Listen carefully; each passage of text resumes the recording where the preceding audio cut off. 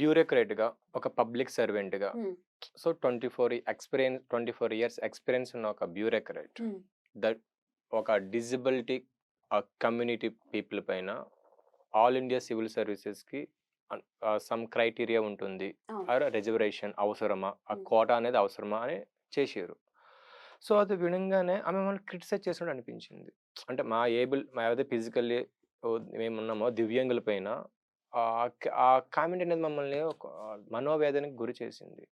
ఎందుకు గురి చేసింది అంటే, మేము ఫిజికల్‌గా అన్‌ఫిట్ అని చెప్పారు. హ్మ్. దేనిలో అన్‌ఫిట్ మేము? మేము మీతోనే ఈ ప్రపంచంలో ఈ మన ఇండియాలో ఈ సివిల్ సర్వీసెస్‌కి మేము హ్మ్. చూసుకుంటే, హ్మ్.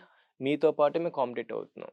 హ్మ్. మీతో పాటు పోటీ పడుతున్నాం కదా! అంతే మీరు ఏ కంప్లీట్‌లీ అంతే. క్రైటీరియా బేస్ చేసుకొని కామెంట్ చేశారామె. అంటే రకరకాల ఆలోచనలొచ్చాయి నాలోని. సో, అది ట్వీట్ చదవంగానే తెలియని ఒక బాధ నాలోని.